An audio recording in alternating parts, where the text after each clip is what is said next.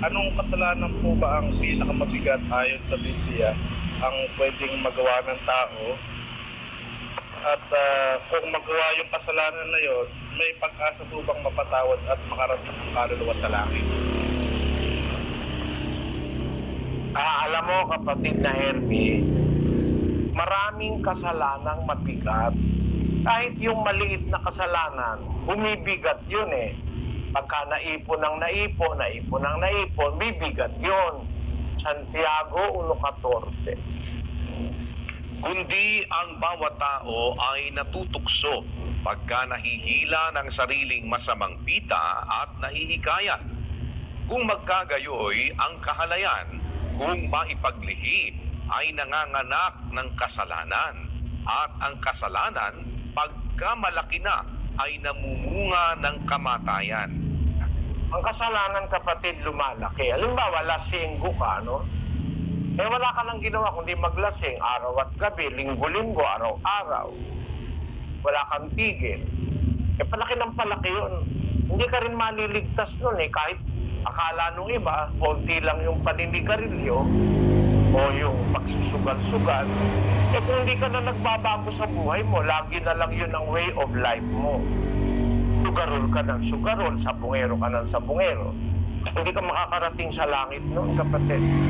Kahit sa isipin mo pa na yun ay magaang lang. Yung magsugal, magaang lang. Magbisyo, magaang lang. Pero pagka tuloy-tuloy ka, inuulit-ulit mo, para paghahabitual na, hindi ka maliligtas noon, kapatid. Hindi ka makakarating sa langit. 10:26 ng Hebreo. Sapagkat kung ating sinasadya ang pagkakasala, pagkatapos na ating matanggap ang pagkakilala sa katotohanan, ay wala nang haing natitira pa tungkol sa mga kasalanan, kundi isang kakilakilabot na paghihintay sa paghuhukom at isang kabangisan ng apoy na lalamon sa mga kaaway. Ayon, maliwanag.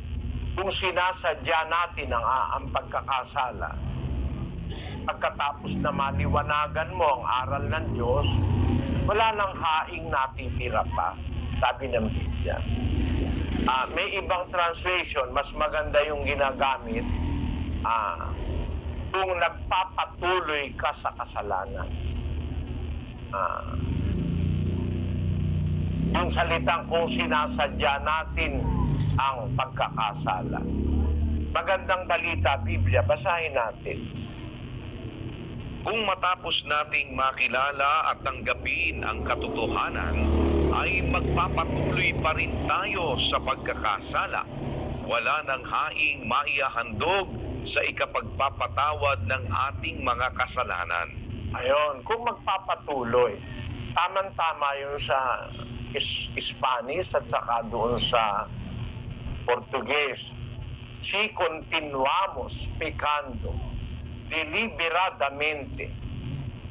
Sa Portuguese, porque si voluntariamente continuarmos no pecado.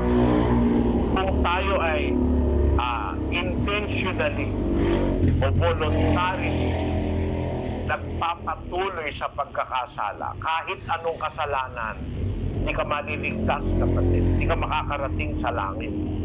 Ang ipinagpapatuloy mo, yung ginagawa mong kasalanan. Ang tao pwedeng magkasala kasi nasa mundo tayo ng maraming masasamang mga ginagawa. Pero may kasalanan, di mo naman pinagpapatuloy eh. Nagsisisi ka tapos iniiwanan mo.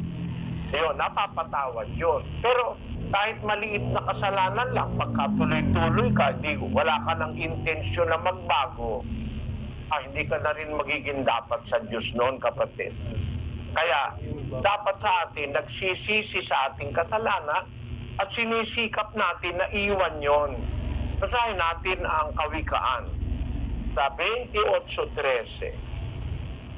Siyang nagtatakip ng kaniyang mga pagsalangsang ay hindi giginhawa, ngunit ang nagpapahayag at nag-iiwan ng mga yaon ay magtatamo ng kaawaan.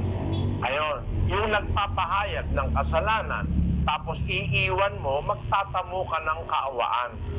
Papatawarin ka ng Diyos at magiging dapat ka. Pag iniiwan mo yung kasalanan mo, hindi mo itinutuloy. Pero pag tuloy-tuloy ka lang, tuloy-tuloy sa buong buhay mo, meron ako nakilala doon sa Pampanga. Ano siya? Babaero siya. Napaka-babaero niya. Tuloy-tuloy siyang nambababae. Eh sabi ko, Tatanginong, di mo ba naliliwanagan yung aral? Ba't hindi ka nagpapabautismo? Nasagot sa akin, Eli, kasi marami pang babae sa mundo sabi niya. At saka, hindi ko mapigilan Hindi niya raw mapigilan si Manoy. Kaya saka na lang ako magpapabautismo pagka wala ng babae. Ayun. Pagkatapos niyan sabihin yun, mga ilang linggo lang, inatake sa puso, patay. Naawa ko doon sa matanda na yun. Nakilala ko kasing personal. Siguro mga 20 anyos ako noon, pero siya, mga 70 ng mahigit Naawa ako kasi nakikinig siya lagi pagka nagsasalita ako. Nandun siya sa harap. Sabi ko, ba't hindi niya natatanggap? Yung pala, ang bisyo niya, sabi niya, bisyo, may bisyo siya. Pala, babae. Pagka weekends, Biyernes, Sabado,